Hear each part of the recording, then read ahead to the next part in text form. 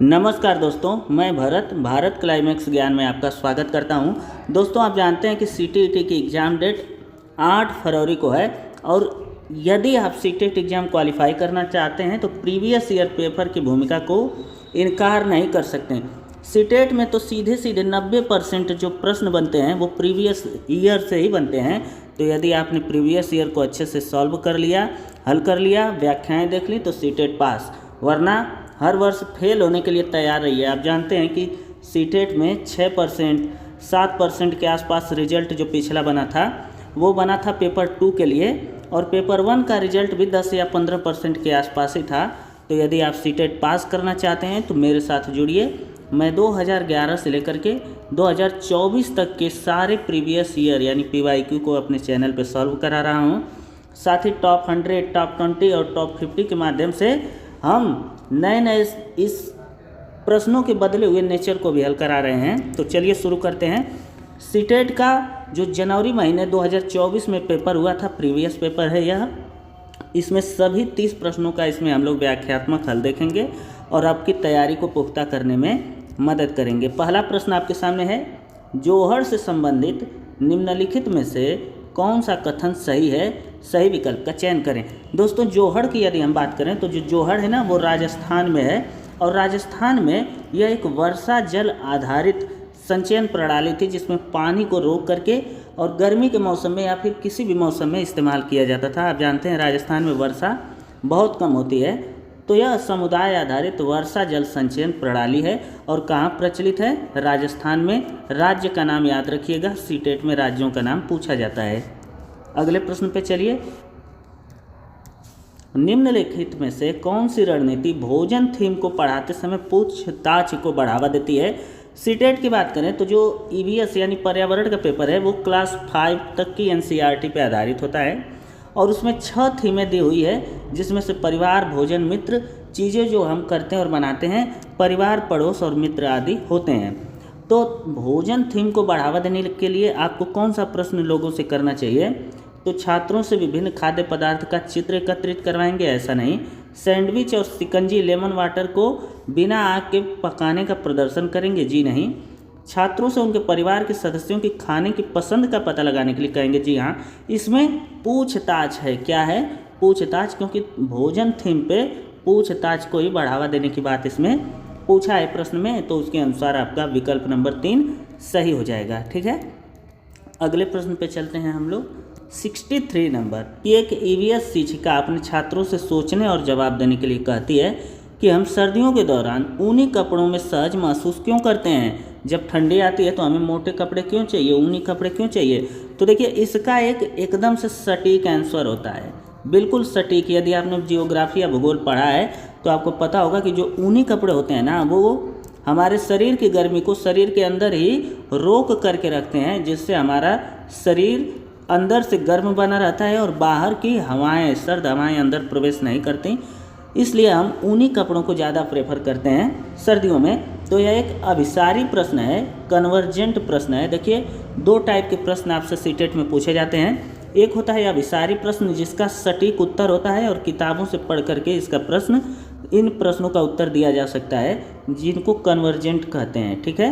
एक होता है डाइवर्जेंट। डाइवर्जेंट क्या होता है? अपसारी प्रश्न। इसका कोई सटीक आंसर नहीं होता है, इसका कोई भी सटीक आंसर नहीं होता। इन प्रश्नों का उत्तर देने के लिए आपको सोचना पड़ता है, विश्लेषण करना पड़ता है, उनको अपसारी प्रश्न कहते हैं। कौन से प्रश्न? अपसारी को सोच करके उत्तर दीजिए, और अभिसारी जो होता है उसका सटीक उत्तर होता है। तो 63 नंबर का ये वाला सही हो जाएगा, क्योंकि यह किताबी प्रश्न है। अब अगले प्रश्न को देखिए। NCERT की EVS पाठ्य पुस्तक के एक अध्याय में वहीदा प्रिज्म की कहानी दिया गया है। वहीदा प्रिज्म सीटेट में आपको पढ़ना पड़ता है। यह एक नौसेना डॉक्टर थी और यह जो सियाचिन ग्लेशियर अपना है ना, सियाचिन ग्लेशियर, उस पर इनकी ड्यूटी लगती है और वहाँ पर यह लोगों का, यानी जो हमारी इंडियन आर्मी है उनका इलाज करती हैं। तो इनकी कहानी EVS में छोटे बच्चों को पढ़ाई जाती है ताकि इनसे प्रेरणा ले सकें। देखिए, एक महिला होकर के सियाचिन जैसे ठंडे इलाके और दुर्गम इलाके में रहती हैं। इसके साथ ही वो डॉक्टर हैं और नौसेना की डॉक्टर हैं। तो नौसेना में बच्चियां कम ही जाना प्रेफर करती हैं, इसलिए यह लैंगिक रूढ़ियों को चुनौती देने वाला प्रश्न है। उनका अनुभव लैंगिक रूढ़ियों को चुनौती देता है। उनकी कहानी सशस्त्र बलों में एक चिकित्सा अधिकारी के जीवन की एक झलक देती है। जी हाँ, देखिए कितने दुर्गम स्थानों पर वो काम करती हैं। इसके बाद देखिए दोनों सही है। यह 7 रंगों के प्रिज्म के 7 रंगों को दर्शाती हैं। जी नहीं, उनके सामने आने वाली कठिनाइयों और उनसे निपटने के तरीकों को वो समझाती हैं। यानी हमारा ए, बी और डी वाला सही है। तो यहाँ पर सी जहाँ पे है उसे काट दीजिए। यहाँ पर देखिए बी, डी और ए वाला, हाँ ए बी डी जो उल्टा यहाँ पे लिखा हुआ है यही वाला हमारा सही है, ए वाला गलत है। बाकी 3 ऑप्शन आपके सही हैं। आगे चलिए, यहाँ पर दिया हुआ है कक्षा 3 के एक ईवीएस शिक्षक एलेक्स ने हमें चीज़ें कैसे बनाते हैं। देखिए हमने कहा ना थीम पर आधारित है। ईवीएस जो है 6 थीम है और 6 थीमों में बस 10-10 लाइनें 5-5 लाइनें आपको पढ़ना है। और सीटेट में आपका ईवीएस में कम से कम 20 प्रश्न तो केवल थीम से ही आता है। आप इन्हीं में से देख लीजिए ना, थीम पे हर एक प्रश्न है। अब से हम जो भी थीम से आएगा उसको हाईलाइट कर देंगे आपके लिए। तो कक्षा 3 के एक ईवीएस शिक्षक एलेक्स हैं चीज़ें हम कैसे बनाते हैं थीम की शुरुआत करते हुए अपने छात्रों को कागज़ की रंगीन पट्टियों को काटने और पट्टियों को चटाई बनाने में मदद करते हैं। यानी कागज़ की ऐसी पट्टियाँ काटते हैं और उससे क्या बनाते हैं, जोड़ जोड़ के चटाई बनाते हैं। अब एक सुंदर चटाई बनाने के लिए किनारों को एक साथ चिपकाया जाता है। जी हाँ, सुंदर चटाई तभी बनेगी।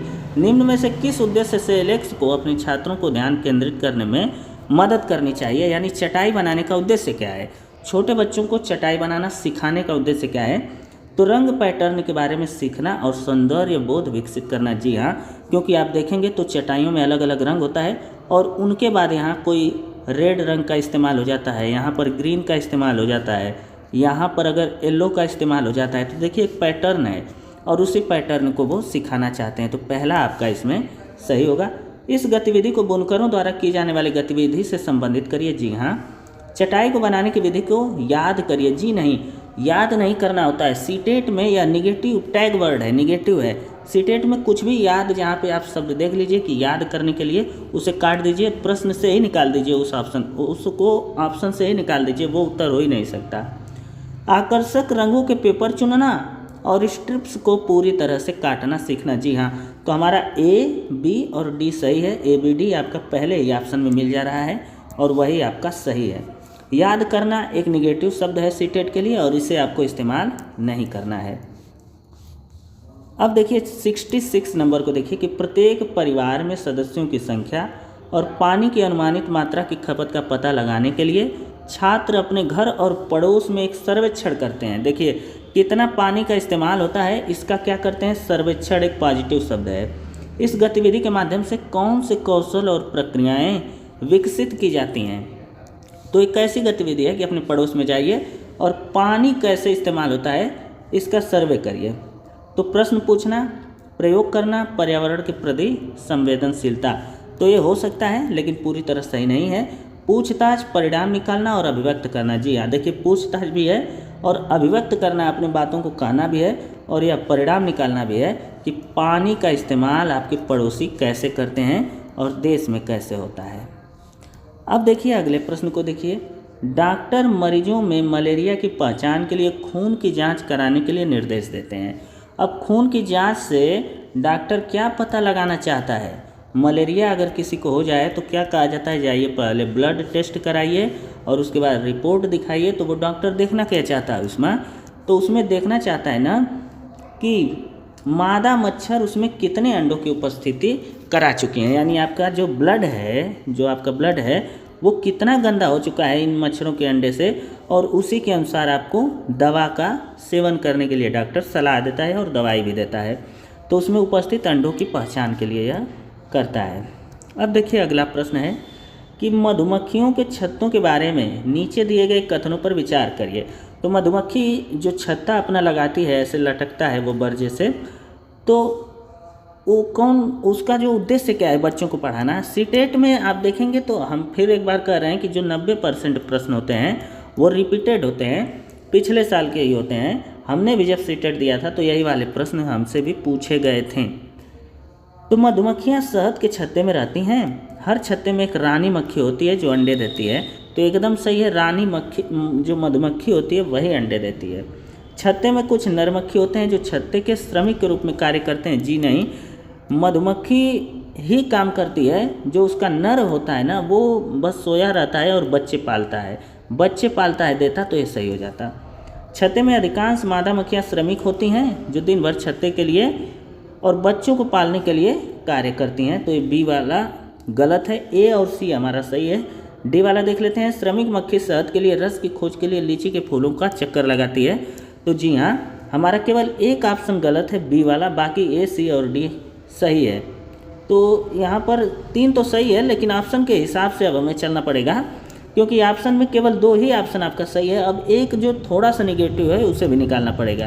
यहाँ पर देखिए दोस्तों, जो मक्खियाँ होती हैं ना, ए और डी वाला यहाँ पर ऑप्शन नंबर हमारा सही हो जाएगा। ए और डी यहाँ सही होगा। जो बच्चे पालने का काम करते हैं वो श्रमिक मक्खियाँ करते हैं, यानी जो नर होता है वो बच्चे पालता है और छत्ते की रक्षा करता है। बाकी ये दोनों काम मादा मक्खियाँ ही करती हैं। अगले प्रश्न को देखते हैं हम लोग, 69 को। ईवीएस की पाठ्य पुस्तकों को विद्यार्थी स्कूल के जीवन को उनके बाहर के जीवन से जोड़ने की एनसीएफ 2005 की सिफारिश को प्रतिबिंबित करना चाहिए। तो स्कूल में जो पढ़ाया जाता है उसको अपने बाहर से जीवन से जोड़िए, ये कौन कहता है? एनसीएफ कहता है।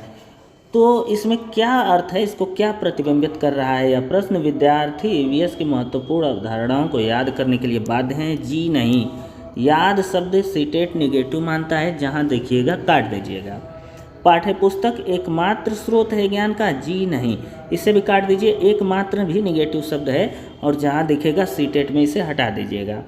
पाठ्य पुस्तकें विद्यार्थियों को उनके आसपास के सभी स्रोतों के माध्यम से ज्ञान निर्माण करने में सहायता करती हैं। जी हाँ, जहाँ पर आसपास के माध्यम से ज्ञान का निर्माण शब्द आपको दिख जाए वही ऑप्शन आपका सही हो जाएगा, यही पॉजिटिव है, बाकी जो है कि निगेटिव है।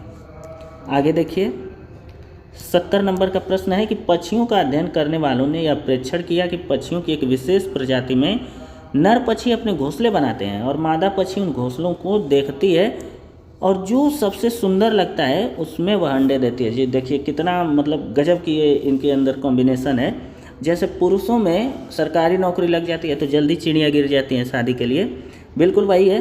तो यह काम करता है नर विवर पक्षी। नर विवर पक्षी क्या करता है कि पक्षी जो होता है घोंसला बनाएगा और जो मादा होती है सबका घोंसला जा कर के देखेगी और जो सबसे सुंदर घोंसला बनाया रहेगा उसी में अपना अंडा दे देती है। और दर्जन चिड़िया क्या करती है? पत्ते सिलती है, पत्ते सिल करके और अपना घर बनाती है, ठीक है ना, सिलाई करती है। दर्जन से दर्जी आपको मिल रहा होगा। और शक्कर खोरा क्या करता है ना कि वो पत्थर के बीच अपना घोंसला बनाता है, पत्थर वगैरह जहाँ पे रहेगा थोड़ा मजबूत चट्टान वगैरह उसमें बनाएगा। अगला प्रश्न है कि लगभग 4700 वर्ष पूर्व सिंधु और इसकी सहायक नदियों के किनारे कुछ नगर फूले फले। जी हाँ, सिंधु नदी के किनारे जो नगर बसे हैं वो करीब 5000 वर्ष पुराने हैं। अभी तो ये नया साक्ष्य है और भी साक्ष्य मिलेंगे। दूसरा है कि गंगा और इसके सहायक नदियों के किनारे नगरों का विकास 1500 वर्ष पूर्व हुआ। जी नहीं, गंगा नदी के किनारे सिंधु से पहले हो चुका था। तो पहला सही है और बी वाला आपका गलत है। जो इसमें मिलेगा ए सही किंतु बी गलत, यही वाला आपका सही होगा। 72 नंबर को देखिए कि निम्नलिखित में से कौन बाल केंद्रित रणनीतियों को सबसे अच्छी तरीके से दर्शाता है? तो बाल केंद्रित रणनीतियाँ कौन कौन सी हैं? तो देखिए व्याख्या करना तो पहले हटा दीजिए, जहाँ पे सी मिले हटा दीजिए। व्याख्या जो होती है ना वो बड़े क्लास में होती है, छोटे बच्चों के क्लास में नहीं होता है। अब सर्वेक्षण भी बड़ा होता है, इसलिए चर्चा और प्रदर्शन ए और बी वाला हमारा सही हो जाएगा, ऑप्शन नंबर ए। यानी ए सही है, बी सही है, ए वाला आपका सही हो जाएगा। 72 के बाद देखिए 73 पोचमपल्ली। देखिए पोचमपल्ली खूबसूरत डिजाइन की साड़ियाँ बनाने के लिए प्रसिद्ध है। और पोचमपल्ली कहाँ है भाई? तेलंगाना में है। तेलंगाना में एक पोचमपल्ली जिला है और वहाँ पे हाथ से बुनाई करके साड़ियाँ बनाई जाती हैं। तो ये क्यों बच्चों को पढ़ाया जाता है? क्योंकि बच्चे जो है ना कि हाथों का ज़्यादा से ज़्यादा इस्तेमाल कर सकें और कागज़ के, मिट्टी के खिलौने, लकड़ी के खिलौने और कलाकारियाँ करना, चित्रकारी करना, ये सब कुछ सीख सकें। इसलिए छोटे बच्चों को ये सारी चीज़ें बुनाई वाली बताई जाती हैं। अगला प्रश्न है कि सीमा एक ईवीएस कक्षा में शिक्षिका ने अपने छात्रों के लिए चिड़ियाघर एक क्षेत्र भ्रमण यानी फील्ड ट्रिप का आयोजन किया। शिक्षिका हैं और बच्चों को ले जा रही हैं चिड़ियाघर घुमाने के लिए। तो अब आयोजन किया, निम्न में से कौन सा चिड़ियाघर की यात्रा के लिए सबसे उपयुक्त दृश्य है, यानी चिड़ियाघर की यात्रा जब वो करा रही हैं तो बच्चों को क्या बताएं, उससे क्या वो संदेश दें। तो चिड़ियाघर के जानवरों के नाम याद करना, देखिए फिर से याद करना मिल गया, गलत हो जाएगा, याद करना शब्द ही निगेटिव है, इसे हटा दीजिएगा सीटेट से।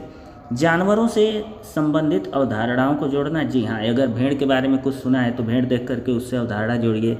कुत्ते को, सांप को देख करके कुछ सोचना है तो सोचिए। प्रक्रिया कौशल बढ़ाइए, चिड़ियाघर में छात्रों के सीखने का आकलन करिए, यानी BCD हमारा सही है। तो ऑप्शन नंबर 2 यहाँ पर हमारा सही हो जाएगा। सीटेट बहुत आसान है, यदि आप अच्छे से PYQ करके जाते हैं, अपना सिलेबस कंप्लीट करके जाते हैं, तो यह प्रश्न पत्र आपके लिए बिल्कुल हलवा से भी आसान लगेगा और बैठते ही आपको पता चल जाएगा कि आप पास हैं इस पेपर में। एक EVS शिक्षिका ने अपने छात्रों को जानवरों के बारे में पढ़ाया और उन्हें निम्न कार्य करने के लिए कहा। तो देखिए कौन से कार्य करने के लिए EVS शिक्षिका कहती हैं, कुछ काम करने के लिए कहा, ठीक है। आसपास के विभिन्न जानवरों के नाम लिखिए, जी हाँ, देख करके अब प्रक्रिया में आप भाग ले रहे हैं, हाथों का इस्तेमाल कर रहे हैं। विभिन्न जानवरों की गतिविधियों का अवलोकन करिए, जी हाँ। अवलोकन के आधार पर छात्रों को श्रेणियों में बांटिए, जी हाँ, अवलोकन करके उन्हें श्रेणियों में वर्गीकृत करिए। और जानवर को परिभाषित करिए, जी नहीं, यह किताबी बात है, जानवर को परिभाषित करने की कोई ज़रूरत नहीं है। तो यहाँ पर पूछा ही है कि प्राथमिक स्तर के लिए कौन सा उपयुक्त नहीं है, तो यही वाला उपयुक्त नहीं है, यानी D वाला हमारा इसमें सही हो जाएगा। ये 3 जो है ना, ये पॉजिटिव है, बाकी इसमें नहीं पूछा है, तो जो नेगेटिव है वही वाला ऑप्शन सही होगा, D वाला हमारा सही होगा। देखिए हरियाणा के सीमावर्ती राज्य हर साल पूछता है एकदम से, मतलब समझिए कि, और इधर के ही पूछेगा, आपका कोस्टल एरिया पूछ देगा, जैसे कोई तटवर्ती राज्यों के बारे में भी आपको ध्यान में रखना चाहिए।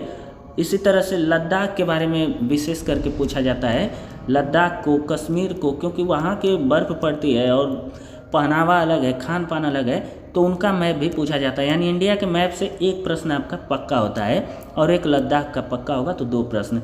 तो हरियाणा के सीमावर्ती राज्य कौन से हैं भाई? हिमाचल प्रदेश है, राजस्थान और उत्तर प्रदेश, यानी ए वाला आपका ऑप्शन सही होगा। अब देखिए रेशम कीड़े के बारे में, देखिए हर साल यहाँ से प्रश्न पूछा जाता है रेशम के कीड़े को लेकर के।